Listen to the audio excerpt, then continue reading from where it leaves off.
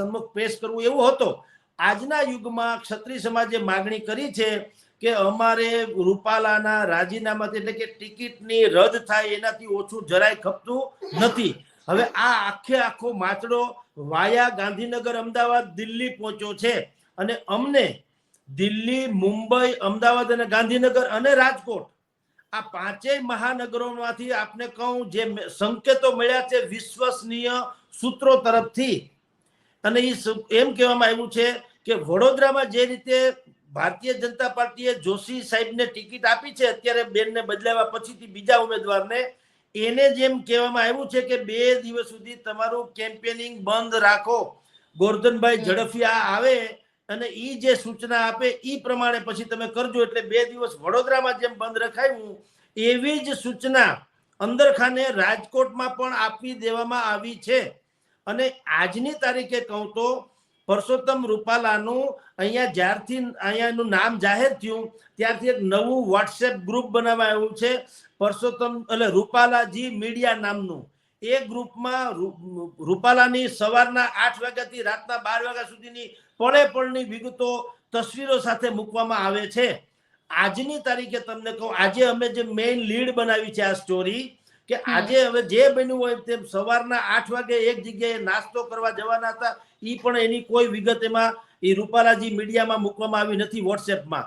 અને એક જ ચિત્ર મૂકવામાં આવ્યું છે, અહીંના જનસંઘ વખતના અગ્રણી હતા ગોધુમલજી આહુજા, એને ત્યાં કોઈનું અવસાન થયેલું હતું, એના પરિવારને સાંત્વના આપવા ગયા. એ એક જ ઇવેન્ટ અત્યાર સુધીના એ ગ્રુપ મીડિયા ગ્રુપમાં મૂકવામાં આવી છે. એ બહુ સૂચક છે. એનાથી પણ આગળ કહું કે પરસોત્તમભાઈ રૂપાલાને 2 દિવસ તારીખ 3 અને 4 આ 2 દિવસ પરસોત્તમભાઈ રૂપાલા અહીંયા નથી રાજકોટમાં, અને એ અમદાવાદ જવાના છે એવું બધા પાસેથી મેં જાણી લીધું, રાજકોટના એના બધા મિત્રો પાસેથી.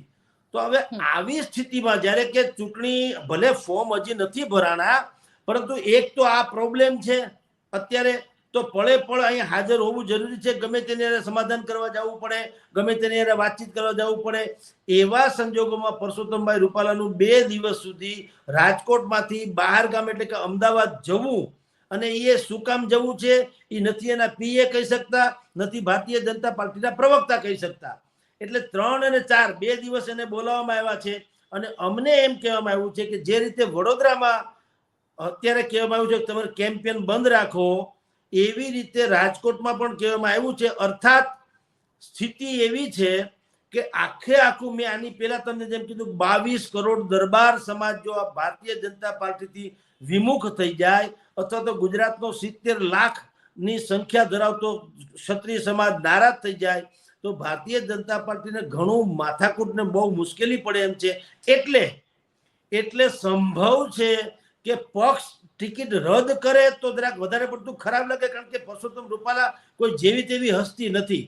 તો એના કરતા 2 દિવસ હવે અમદાવાદ જશે, ત્યાં મસલત કરશે. અને અમને જે સૂત્રોએ કીધું તે કે કદાચ એવું બને કે પરસોત્તમભાઈ રૂપાલા 2-3 દિવસ પછી પ્રેસ કોન્ફરન્સ બોલાવીને પોતે જ આમાંથી વિડ્રો કરી લે કે મારે લડવું નથી, કારણ કે મારે કારણે આખા પક્ષને જો નુકસાન થવાનું હોય તો બેટર છે કે હું શહીદી વહોરી લઉં. અને પરસોત્તમભાઈનું એ જે સદગુણમાં જ ખપી જશે. અને ગઈકાલે ગોંડલમાં પણ પરસોત્તમભાઈએ એ જ કીધું કે જિંદગીમાં પહેલી વાર એવી ઘટના બની છે કે મારે મારા બોલાયેલા શબ્દોને પાછા ખેંચવા પડ્યા હોય, અથવા તો મારે કારણે પક્ષને બહુ નુકસાન કે હેઠું બેકફૂટમાં જવું પડ્યું હોય. એ મને બિલકુલ ગમ્યું નથી. મને એનું બહુ દુઃખ છે, જે અત્યારે પણ છે ને. હવે જયારે આ વકર્યું છે તો પરસોત્તમભાઈ રૂપાલાને કઈ ટિકિટ મળી તો આજ એના જિંદગીનો કઈ એમ છે એવી વાત નથી. એ તો ન હોય તો નેતા જ છે. આ 22 વર્ષ પછી પહેલી વખત પરસોત્તમભાઈ રૂપાલા લોકસભાની આ રીતની ચૂંટણી લડી રહ્યા છે. બાકી તો એ રાજ્યસભામાંથી કેન્દ્રમાં મંત્રી હતા, આપણે જાણીએ છીએ. અને અત્યારે ન લડે, રાજીનામું આપી એટલે કે લડવાને ઇનકાર કરે, તો પણ એ કઈ રદડી પડવાના નથી, એનો કઈ દબદબો ઓછો થવાનો નથી, એનો ઋતબો છે એમને જળવાવાનો છે.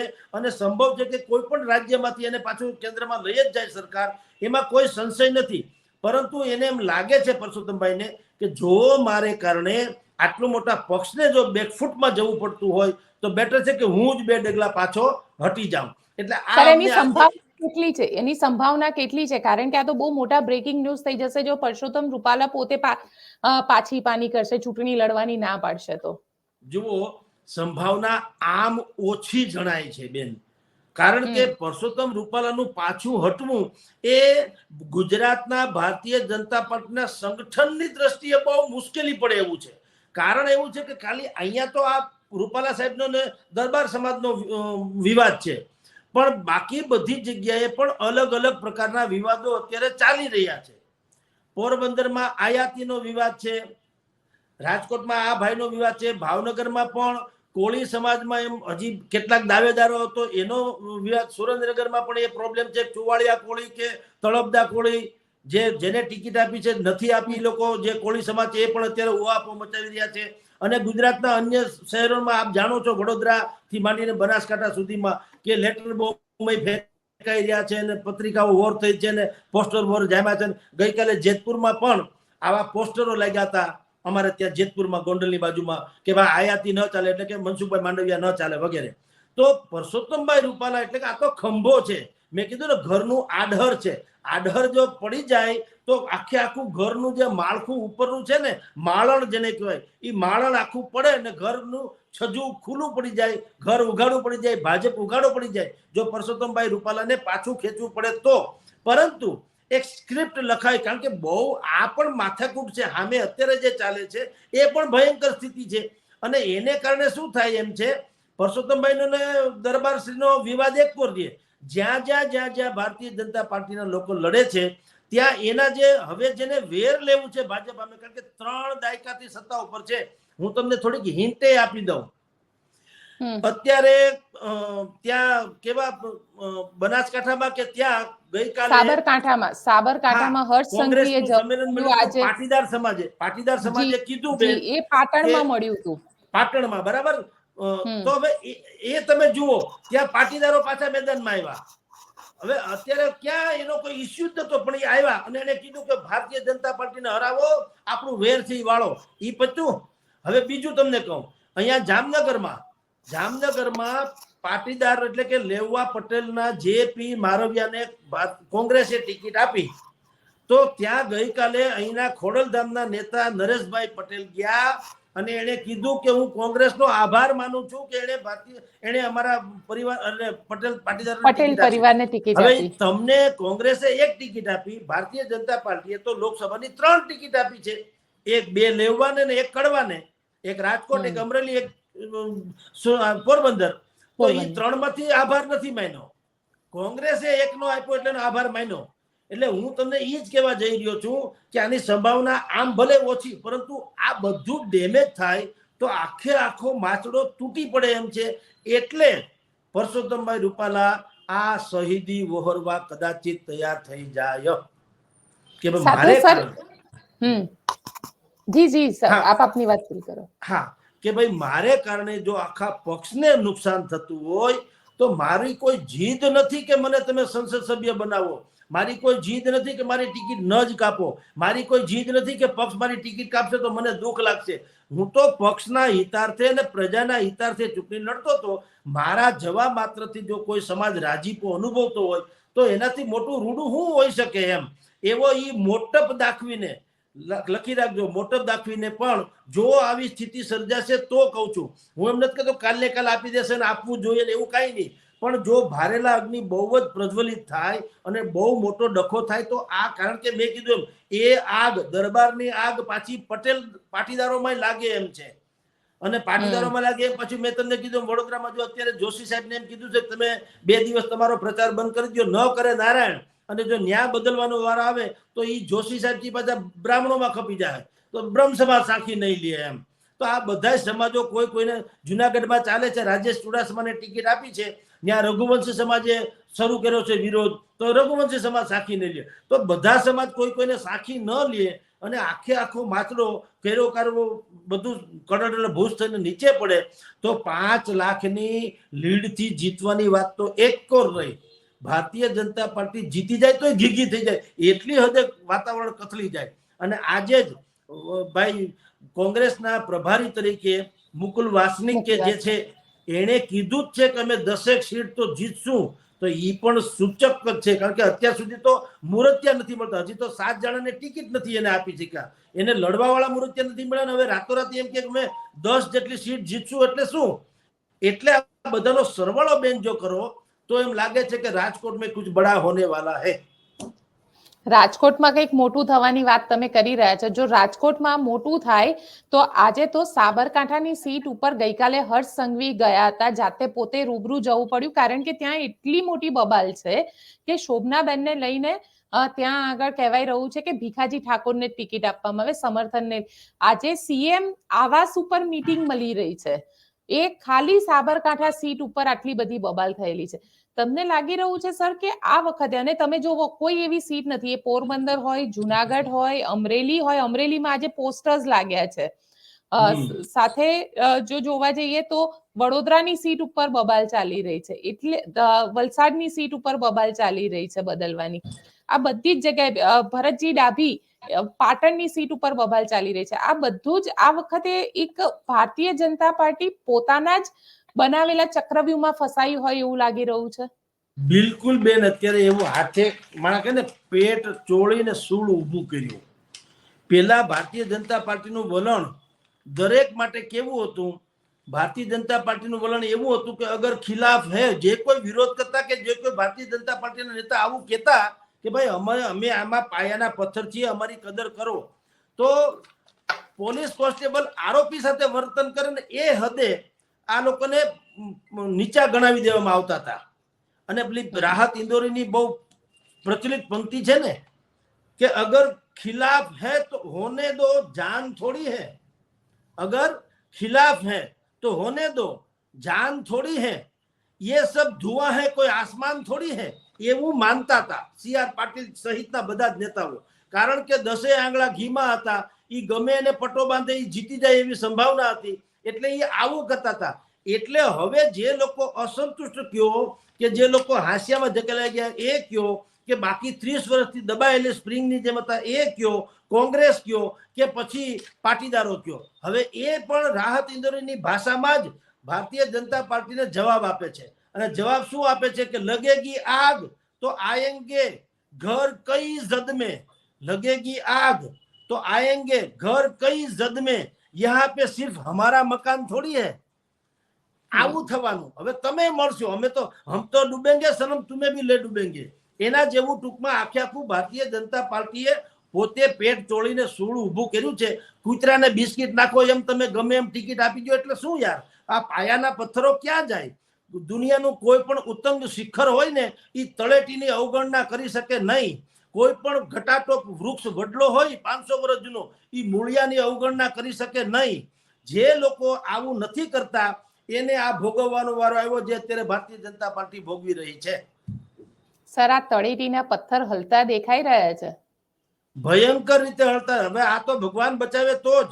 જેમ આપણે કહીએ ને અમુક 5.2 નો ભૂકંપ આવે ને તો આમ ઇમારત હલી જાય, ખખડી જાય, પણ પડે નહીં, કોઈ જાનહાનિ ન થાય, એ જુદી વાત છે. એમ આ ચૂંટણી ખળભળતી અવસ્થામાં થઈ રહી છે અને કોઈ એકાદી 2 સીટ હારી ન જાય, જાનહાનિ ન થાય અને સાંગોપાંગ પાર ઉતરી જાય તો ઠીક છે, નહીતર આના પછી પણ જીતે તો પણ કહું છું ભારતીય જનતા પાર્ટી 26 બેઠક ગમે તેમ કરીને બાય હુક એન્ડ કુક માની લો કે જીતી જાય તો પણ તમારી જાણ ખાતર સંગઠન હારવાનું. અને એક વસ્તુ કહું, તમારી ને મારી પાસે ગમે એટલી સંપત્તિ હોય, સંસ્કાર વગરનું નકામું, ગમે તેટલા તમે તાકાતવાળા હોય, નૈતિકતા વગરનું નકામું, એમ જેનું સંગઠન નબળું પડે એ ઉધઈ જેવું હોય છે, એ કોરી ખાય અને આખી ઇમારતને નીચે પાડે. એટલે ભારતીય જનતા પાર્ટી જીતી બી જાય તો પણ ભગવાન કરે હવનું સારું. આપણે તો મધ્યસ્થી તરીકે વાત કરીએ છીએ, જે સિચ્યુએશન છે તે કે જો જીતી જાય તો પણ એને સંગઠનમાં કેટલીક પદ્ધતિ બદલાવી પડશે. અમારે ત્યાં અહીંયા કેન્દ્રીય મંત્રી પરસોત્તમભાઈ રૂપાલા 2-5 દિવસ પહેલા અહીંયા આવ્યા હતા. આ વિવાદ પૂર્વે અહીંયા આગલા દિવસે અહીંયા બીજા દિવસે વિવાદ થયો, ત્યારે એણે કીધું હતું કે હવે નવો ભાજપ છે. અત્યારે ભાજપમાં જે ભળેલા છે કોંગ્રેસના 780 નેતાઓ અને 60,000 કાર્યકરો ભેળ્યા છે ભારતીય જનતા પાર્ટીમાં. તો હવે એમાં શું થઈ ગયું, દૂધનું આખું તપેલું હતું, એમાં તમે 2 ટીપા છાશ નાખો તો હવારે દહીં થઈ જાય. એક ડોલ આખી છાશ નાખો ને તો ન દહીં થાય, ન દૂધ રે, ન ઘોળવું બને, કે ન ભાણા ઉટકવાની, છાશે ખાટી ન થાય, આખું સત્યાનાશ થઈ જાય. એમ ભારતીય જનતા પાર્ટીમાં જે રીતે ભેળવા બધાને, એમાં કોઈ નેફા નાડી વગરના ભેળવા, કોઈ વિચારધારા નહીં, કોઈ નૈતિકતા નહીં, કોઈ વાત નહીં, બસ તમે અમારા આવતો દેખા જાય ક્યાં કરના હે, એવો ડખો થયો છે. એટલે આખું સંગઠનને પણ રિસાયકલિંગ, ફરીથી નવેસરથી વ્યવસ્થા કરવી પડશે. પરંતુ એ તો હજી દૂરની વાત છે, હજી તો ચૂંટણીના ફોર્મ ભરાવાની વાર છે. ત્યાં સુધી જે છે ને, ધ ડે આફ્ટર કે ધ ડે બિફોર એ નામનું જે પિક્ચર છે ને, એના જેવો સિનારીઓ છે બેન. એટલે એવું કહી શકાય કે કોંગ્રેસ મુક્ત ભારત કરવાનું સપનું જોનારી ભારતીય જનતા પાર્ટી અત્યારે કોંગ્રેસ યુક્ત થઈ અને પોતે ડખામાં પડેલી છે. બિલકુલ. જુઓ, આપણે કાઠિયાવાડમાં એક કહેવત છે કે કૌવા ચલે હંસ કી ચાલ તો ખુદ કી ચાલ ભી ભૂલે.